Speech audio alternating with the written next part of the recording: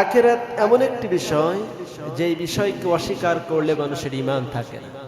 যদি কোনো ব্যক্তি আল্লাহ মানে, রসুল মানে, এরপরে দুনিয়ার আল্লাহ পাকের কোরআনের বিধান অনুযায়ী জীবন পরিচালনা করে, সব মানে, কিন্তু আখিরাতের বিশ্বাস নাই, সেই ব্যক্তি কখনো পরিপূর্ণ মুমিন হতে পারে না। ঈমানের অবিচ্ছেদ্য অংশ, অবিচ্ছেদ্য দাবি আখিরাতের প্রতি বিশ্বাস, পরকালের প্রতি বিশ্বাস। এই পরকালের প্রতি বিশ্বাস এত গুরুত্বপূর্ণ। গত জুমায় বলেছিলাম যে আল্লাহ পাক পবিত্র কুরআনুল কারীমে পরকালের কথা যত বলেছেন, আখিরাতের কথা যত বলেছেন, জান্নাত জাহান্নাম, এক কথায় পুনরুত্থান দিবস, মৃত্যুর পরবর্তী জীবন সম্পর্কে আল্লাহ যত কথা বলেছে, সবগুলোকে একত্রিত করলে মহাগ্রন্থ আল কোরআনের 3 ভাগের 1 ভাগ 30 পারার 10 পারার সমপরিমাণ হবে শুধুমাত্র আখিরাত সম্পর্কে আল্লাহ পাক বলেছেন। কারণ আখিরাতের বিশ্বাস, পরকালের বিশ্বাস পারে মানুষের জীবনকে পরিচ্ছন্ন করতে, যাবতীয় পাপ, অন্যায়, অবিচার, জুলুম, নির্যাতন, যাবতীয় কিছু থেকে মানুষকে বিরত রাখতে পারে পরকালের ভয়। একজন মানুষ যখন আখিরাতের জবাবদিহিতামূলক, আখিরাতের জবাব দিতে হবে, পরকালের জবাবদিহিতামূলক জীবন যাপন যখন করবে, তখন তার দ্বারা অপরের অধিকার নষ্ট করা সম্ভব না, জেনা করা সম্ভব না, অন্যায় অবিচার করা সম্ভব না। প্রিয় ভাইরা আমার, সেই আখিরাত সম্পর্কে আল্লাহ পাক পবিত্র কুরআনুল কারীমে অসংখ্য জায়গায় আখিরাতের কথা বলেছেন। এবং এই আখিরাতের আখিরাতে মানুষের জীবনের সমস্ত হিসাব হওয়ার পরে 2টি স্থান অপেক্ষা করছে। একটা হলো পুরস্কার আর একটা হলো শাস্তি। পুরস্কার আল্লাহ পাক দেবেন জান্নাতে, আর শাস্তি দেবেন আল্লাহ পাক জাহান্নামে। এই জন্য জান্নাত জাহান্নামের প্রতি ঈমানও পরকালের প্রতি বিশ্বাসের অন্যতম 2টি অংশ। প্রিয় ভাইরা আমার, আল্লাহ পাক সেই আখিরাতের কথাই বলছেন। আল্লাহ রাব্বুল আলামিন বলেন, ওয়াত্তাকু ইয়াওমান লা তাজসি নাফসুন আন নাফসিন শাইআ ওয়া লা ইউকবালু মিনহা শাফাআতু ওয়া লা ইউখাযু মিনহা আদলু ওয়া লাহুম ইউনসারুন। আল্লাহ পাক বলছেন, ওয়াত্তাকু, তোমরা ভয় করো, আর তোমরা সেই দিনকে ভয় করো যেই দিন কোনো ব্যক্তি অপর কোনো ব্যক্তির উপকার করতে পারবে না, কোনো মানুষ কোনো মানুষের উপকার করতে পারবে না। ওয়ালা ইউকবালু মিনহা শাফাআহ, আর কারো ব্যাপারে কোনো মানুষের সুপারিশকে কবুল করা হবে না। ওয়ালা ইউখাযু মিনহা আদল, এবং কিয়ামতের দিন কারো কাছ থেকে কোনো বিনিময় গ্রহণ করা হবে না। ওয়ালা হুম ইউনসারুন, এবং কিয়ামতের দিন কাউকে কোনো রকম সাহায্য করা হবে না। প্রিয় ভাইরা আমার, চিন্তা করুন, একা পৃথিবীর সমস্ত মানুষ সেদিন উপস্থিত, কিন্তু কেউ কারো দিকে সাহায্যের হাত বাড়াবে না, কেউ কারো উপকার করবে না, কেউ কারো প্রতি করুণার নজরে তাকাবে না। সবাই নিজের চিন্তায় ব্যস্ত হয়ে থাকবে কিয়ামতের ময়দানে। আজকে যেই দুনিয়ার প্রতি আমরা এত আকৃষ্ট, পরিবার পরিজন সন্তানদের প্রতি আমরা এত আকৃষ্ট, সেই প্রিয় পরিবার লোকেরাও আমাদের সেই দিন কোনো খোঁজ খবর নেবে না।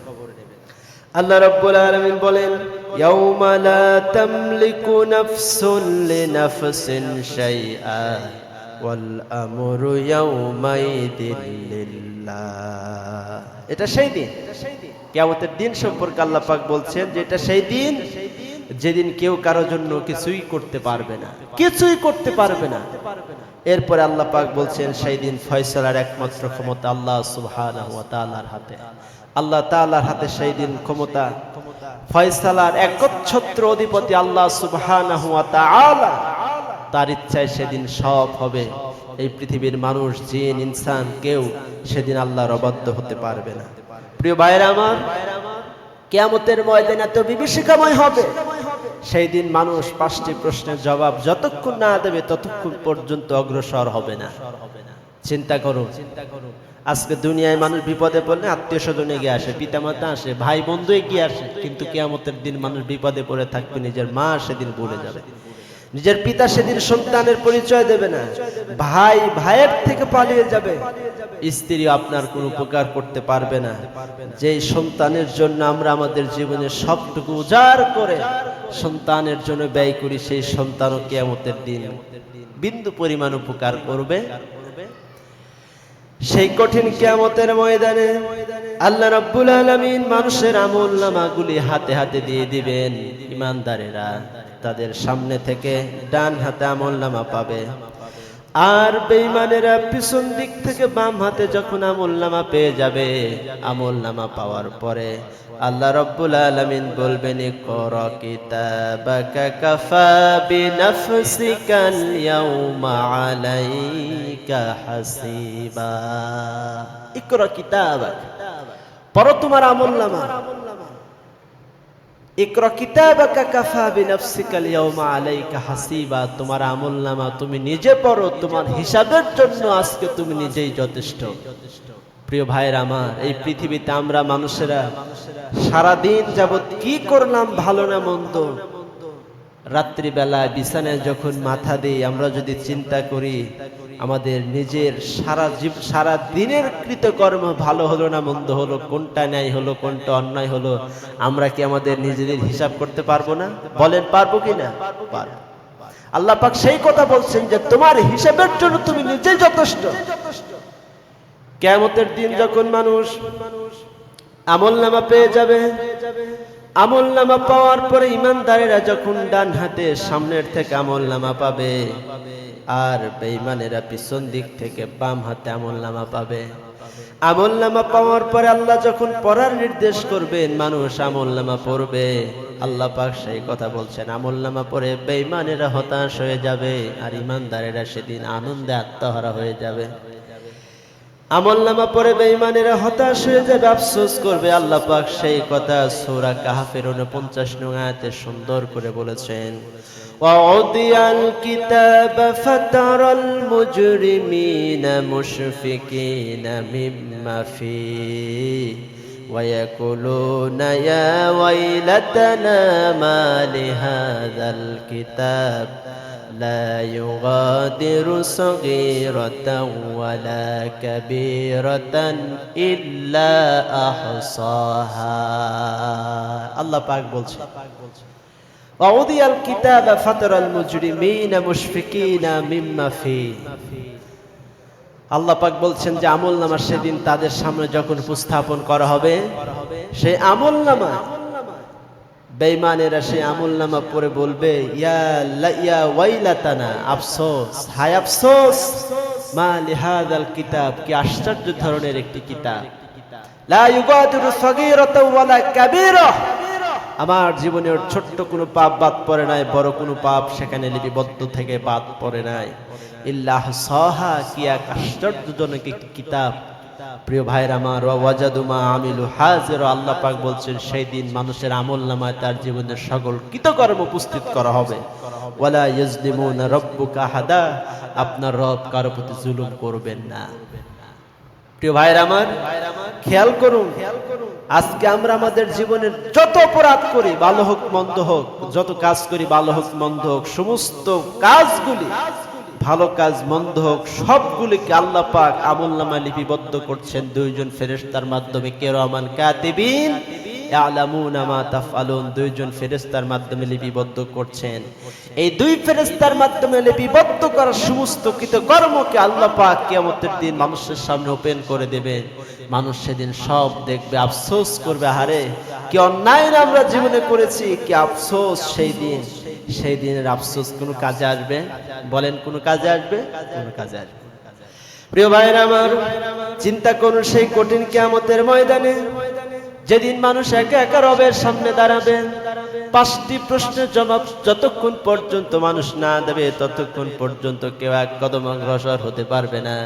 বিশ্বনবী বলেছেন, লা তাজুলু কদম আবদিন ইয়াউমাল কিয়ামাতি হাত্তা ইউসালা আন উমরিহি ফিমা আফনা ওয়া আন ইলমিহি ফিমা ফাআলা ফিহি ওয়া আন মালিহি মিন আইনা ইকতাসাবাহু ওয়া ফিমা আনফাকা ওয়া আন জিসমিহি ফিমা আবলা। 5টা প্রশ্ন। কয়টা প্রশ্ন? 5টা। আমি আপনি, ধনী গরিব, সাদা কালো, পৃথিবীর যেই কোনো প্রান্তে মানুষ থাকুক না কেন, আদম আলাইহিস সালাম থেকে নিয়ে কিয়ামত পর্যন্ত সমস্ত মানুষ কিয়ামতের দিনে এই 5টা প্রশ্নের জবাব প্রত্যেককেই দিতে হবে। ধনী হোক বা গরিব, সাদা হোক বা কালো, শিক্ষিত বা অশিক্ষিত, জ্ঞানী বা মূর্খ যেই হোক না কেন কিয়ামতের দিন 5টি প্রশ্নের জবাব দিতে হবে। 5টি প্রশ্নের জবাব যতক্ষণ না দিতে পারবো এক কদম অগ্রসর হওয়ার সুযোগ সেই দিন থাকবে না।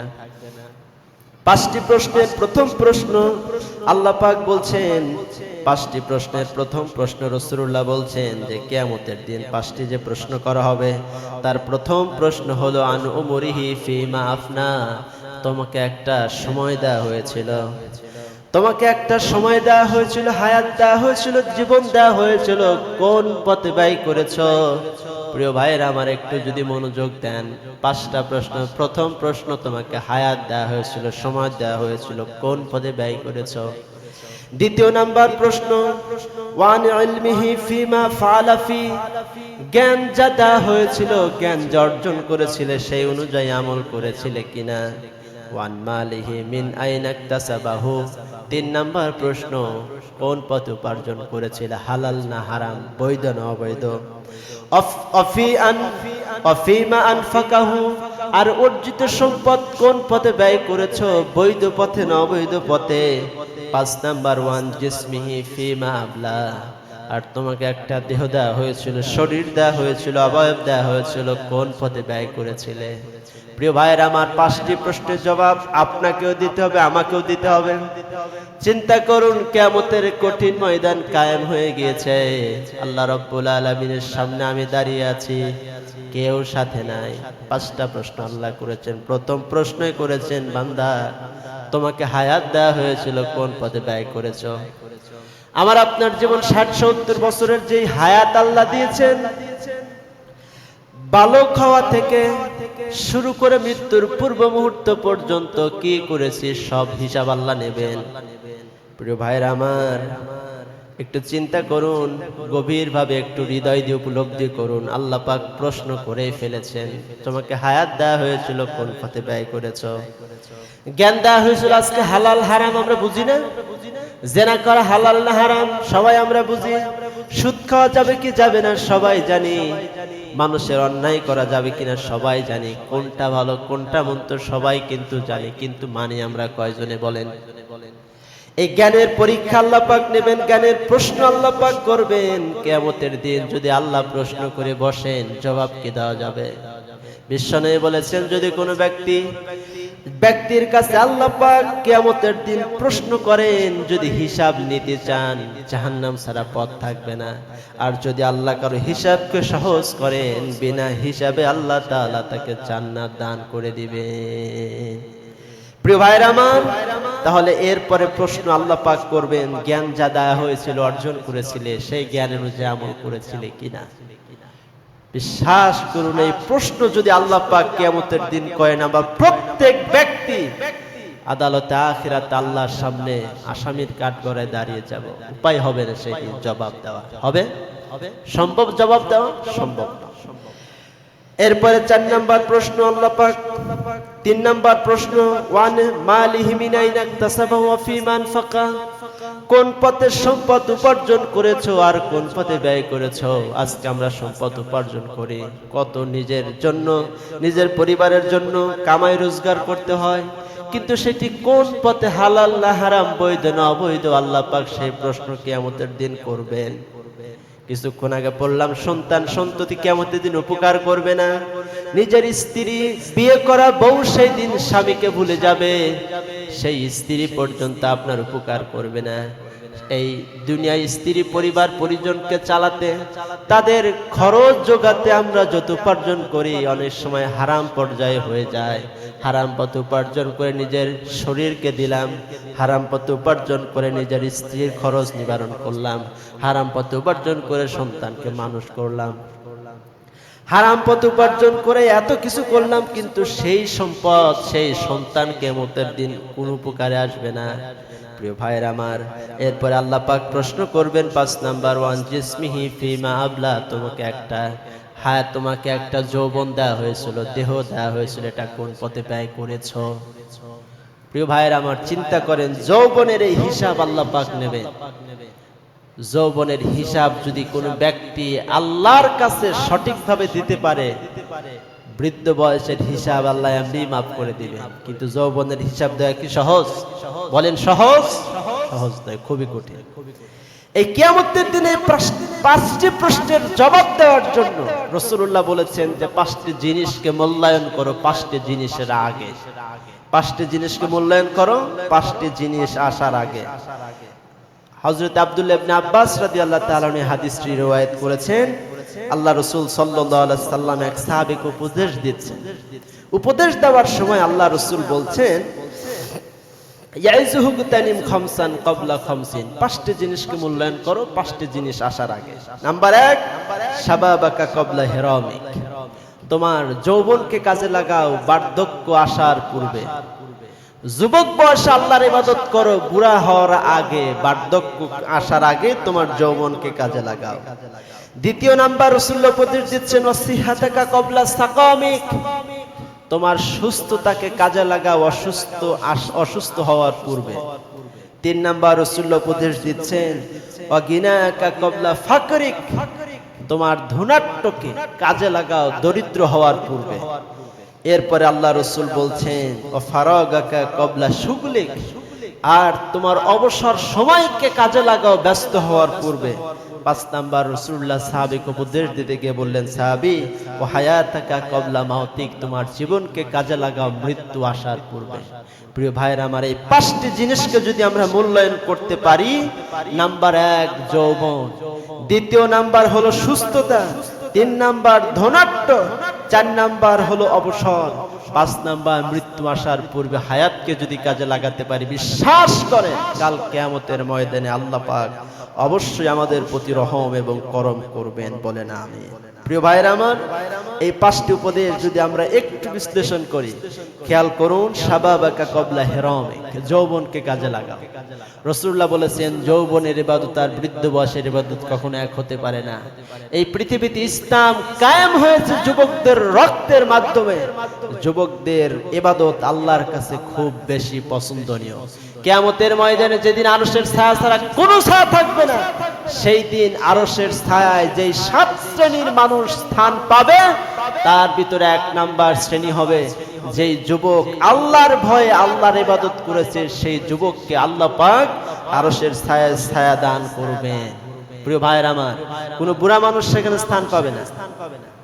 ভালো করে বুঝেন, যেই যুবক আল্লাহর ভয়ে ইবাদত করেছে সেই যুবক সেখানে স্থান পাবে, যেই বুড়া মানুষ আল্লাহর ভয়ে ইবাদত করেছে সেই বুড়া সেখানে স্থান পাবে না। এই জন্য যৌবনকে কাজে লাগাতে হবে। যারা যৌবনে আমরা আছি, আমাদের উচিত বেশি বেশি করে আল্লাহ তাআলার ইবাদত বন্দি করা। যারা বৃদ্ধ বয়সে চলে গিয়েছে, আল্লাহর কাছে ইস্তেগফার করা দরকার সেই যুবক বয়সে আল্লাহর ইবাদত না করার কারণে। প্রিয় ভাইরা আমার, এরপরে 2 নাম্বার উপদেশ, ওয়াসিহাতাকা ক্বাবলা সাকামিক, তোমার সুস্থতাকে কাজে লাগাও অসুস্থ হওয়ার পূর্বে। আজ আমরা কখন অসুস্থ হয়ে যাব সেই গ্যারান্টি আছে আমাদের? আর সুস্থ অবস্থায় ইবাদত আর অসুস্থ অবস্থার ইবাদত কি সমান হতে পারে? বলেন। যখন মানুষ অসুস্থ থাকে ইবাদতে মন বসে না, বিশ্বাস করে ইবাদতে মন বসে না, শরীরই ঠিক নাই, ইবাদত করতে মন চাইবে, লম্বা রুকু দেবেন শরীরে পারবে না, লম্বা সিজদা দেবেন শরীরে পারবে না, তাহাজ্জুদের সময় উঠবেন আপনার শরীরে কুলাবে না। প্রিয় ভাইরা আমার, এই জন্য সুস্থতাকে কাজে লাগাতে হবে অসুস্থ হওয়ার পূর্বে। আর সুস্থতার মতো বড় নিয়ামত এই পৃথিবীতে আর নাই। হসপিটালে গিয়ে দেখেন সুস্থতার কত মূল্যায়ন, কত মানুষ সেখানে হসপিটালের বেডে কাতরাচ্ছে। অনেক মানুষ ইবাদত বন্দি করতে চায়, কিন্তু অসুস্থতার কারণে তার শরীরে পারে না বলে সে ব্যক্তি করতে পারে না।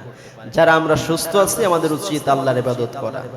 এরপরে রাসূলুল্লাহ উপদেশ দিচ্ছেন, ওয়াগিনাকা ক্বাবলা ফাকরিক, তোমার ধনাঢ্যকে কাজে লাগাও দরিদ্র আসার পূর্বে। অর্থাৎ আজকে আল্লাহ সম্পদ দিয়েছেন, আজকে ধনী আছে, সম্পদ আছে, আল্লাহর রাস্তায় যেরকম ব্যয় করতে পারবো, যখন গরিব হয়ে যাব তখন কি সেইভাবে ব্যয় করতে পারবো? নিজের পেটের ভাতই তখন হবে না, আল্লাহর রাস্তায় দিব কি? এই জন্য রাসূলুল্লাহ বলেছেন, ওয়াগিনাকা ক্বাবলা ফাকরিক, তোমার ধনাঢ্যকে কাজে লাগাও দরিদ্র হওয়ার পূর্বে। আর আজকে ধনী আছে, আগামীকাল ধনী থাকবো, সম্পদ থাকবে, সেই নিশ্চয়তা আছে? সেই নিশ্চয়তা নাই। এই জন্য ব্যয় করতে হবে আজকেই, যতক্ষণ সম্পদ আছে।